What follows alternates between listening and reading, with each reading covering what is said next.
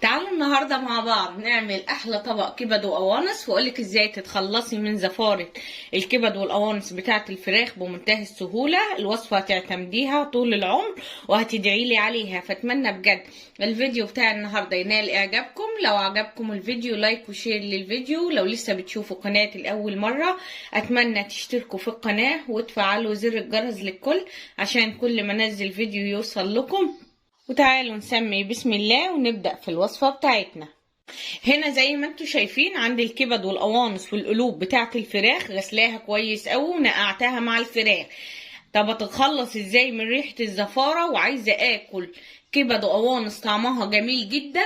هتيجي في بولة تبدأي تنزلي بالكبد والقوانص بالطريقة دي، وبتبدأي تنزلي عليهم بمية مغلية، معلقتين كبار من الخل بالمعلقه اللي احنا بناكل بيها، وتقلبيهم تقليبه وبتسيبيهم لمده دقيقه واحده في الميه المغليه بالطريقه دي والخل. وبعد كده بتشطفيهم بميه ساقعه كويسه قوي وتصفيهم من ميتهم. وبعد كده بتبداي تشتغل على طول فيهم وصفات كبد الفراخ كتيره، الكبد والقوانص بتاعت الفراخ كتيرة جدا. دي اول طريقة هنعملها بيها النهاردة. طبعا انا كنت جبنا فرخة وقسمناها على كذا اكلة وقلتلك ازاي توفري وازاي تعملي من فرخة واحدة كذا اكلة. استعملنا الوراك وطلعنا اللي خلينا الصدر وعملنا بانيه، احلى بانيه بجد، الكفر بتاعه متماسك. وعملنا برضو مع بعض من الهياكل بتاعه الفراخ غدا ليوم كامل. والنهارده هنعمل مع بعض الكبد والقوانص. هسيب لكم اللينك بتاع وصفة الفراخ وبتاع الوصفات بتاعة الفراخ كلها اللي احنا عملناها مع بعض في صندوق الوصف. بجد اتمنى تجربوها. طبعا دلوقتي هبدأ اروح على الحوض وابدأ اشطف الكبد والقوانص بمية ساقعة من الحنفية وهصفيها من المية السخنة. دلوقتي بعد ما شطفناهم وصفيناهم من المية كويس قوي هنبدأ نقطعهم طبعا. فبنيجي هنا بالكبد بالقوانص الاول. بصوا بتقطعيها صغير تقطعيها كبير على حسب ما انت حابه طبعا، بس يستحسن ان هي تتقطع بالطريقه دي. وببدا اركنها على جنب. باجي هنا طبعا على الكبد، يعني هركن القوانص لوحديهم مع القلوب والكبد لوحديهم. بصوا انا بحب اقطع الكبده بتاعه الفراخ بالطريقه دي زي ما تكون شرايح. لما بتستوي ما بتعرفيش تفرقيها عن القونصه. طبعا هركن دول لوحديهم ودول لوحديهم، وبعد كده هنبدأ نشتغل في الوصفة بتاعتنا. زي ما انتوا شايفين قطعنا القوانص وقطعنا الكبدة. هنيجي على القلب، بصوا هو مفتوح بالطريقة دي، ببدأ اقطعه كده على نصين.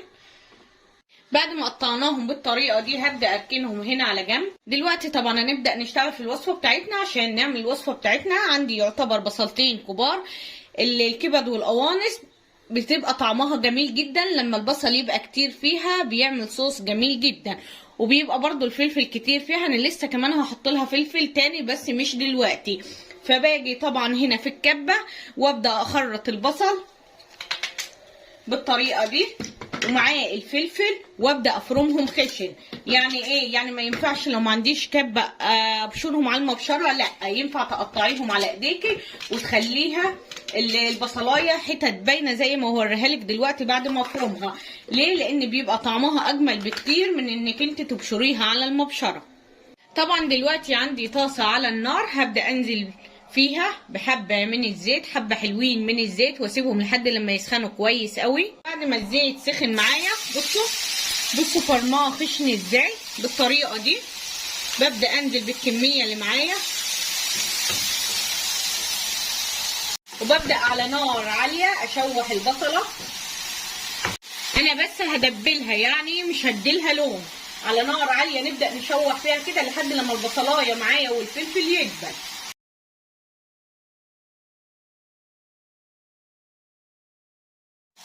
زي ما انتوا شايفين بصوا البصله معايا دبلت بالطريقه دي.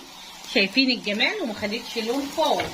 هبدا دلوقتي انزل عليها بالقوانص والقلوب بالطريقه دي وابدا اديلهم برضو ايه تشويحه مع البصل.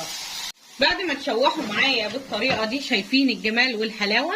دلوقتي هنبدا ننزل عليهم معلقه كبيره من الكزبره، معلقه صغيره مليانه من الفلفل الاسمر، نص معلقه صغيره من القرفه، معلقه كبيره ممسوحه من الملح. ودلوقتي هبدا اقلبهم على نار عاليه بالطريقه دي. وبعد ما قلبناهم بالطريقه دي هنبدا ننزل عليهم بميه مغليه. شايفين مكتره الميه عشان اسوي القوانص، عشان القوانص عامه بياخدوا وقت في التسويه، فلازم تنزلي لهم الميه المغليه وتسيبيهم يستووا. وبعد كده مرحله الكبده. طبعا دلوقتي هغطي عليهم وهدي النار بعد ما غليوا بالطريقه دي، واسيب القوانص لحد لما تتشرب الميه ويستووا. وبعد كده نبدا ننزل بالكبد. طبعا خلاص هي اتشربت معايا، فاضل فيها حبه من الميه صغيرين جدا. شايفين دلوقتي في المرحله دي ببدا انزل بالكبد بتاعه الفراخ واديلها تقليبه وعلى نار عاليه. دلوقتي نبدا نعلي النار لحد لما تنشف معايا. احنا عارفين ان الكبد اساسا او الكبده اساسا، الكبده البلدي او كبد الفراخ ما بتاخدش وقت خالص في التسويه، عشان كده نزلناها في اخر مرحله تشويحه على نار عاليه. هتبص تلاقي الكبد على طول استوى. وطبعا معاها هنبدا ننزل قرن فلفل احمر وقرن فلفل اخضر برضو، مدياهم نص فرمه في الكبه او تقطعيهم بالسكين. وهبدا اشوح على نار عاليه لحد لما انشف الكبد والقوانص كويس قوي من اي ميه او صوص فيها.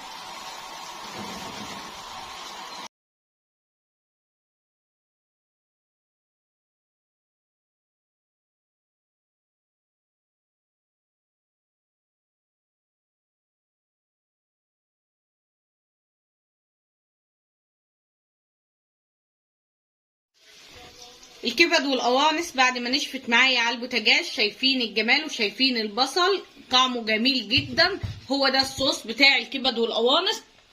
دي طاسه الكبد والقوانص بتعمليها بمنتهى السهوله. تعالوا نحشي منها سندوتشات ونقدمها على طبق. بنيجي كده نبدا نحط جرجير بالطريقه دي،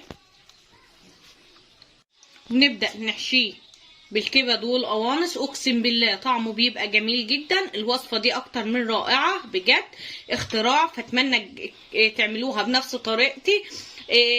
خطوه الخل زي ما قلت لكم بتشيل ريحه زفاره الفراخ. كده وصفتنا للنهارده خلصت. شفتوا الجمال وشفتوا الحلاوه من طبق كبد وقوانص. كل ما بنجيب فرخه بنشيل الكبده والقونصه في نفس الكيس، بيبقى عندك كيس في الفريزر.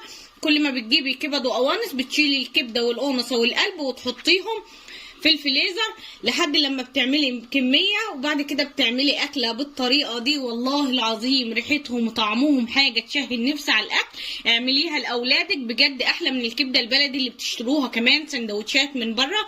جربي تعمليها للاولاد بنفس الطريقه وقولي لي على رايك فيها بعد ما تجربيها. اتمنى بجد تكون وصفتي للنهارده عجبتكم. لو عجبتكم الوصفه لايك وشير للفيديو. لو لسه بتشوفوا قناتي لاول مره اتمنى بجد تشتركوا في القناه علشان تكبر بيكم. وما تنسوش تحطوا لايك للفيديو عشان يبدأ يظهر ويتفعل على اليوتيوب، وتفعلوا زر الجرس للكل عشان كل ما انزل فيديو يوصل لكم. واهم من كل شيء صلوا على رسول الله.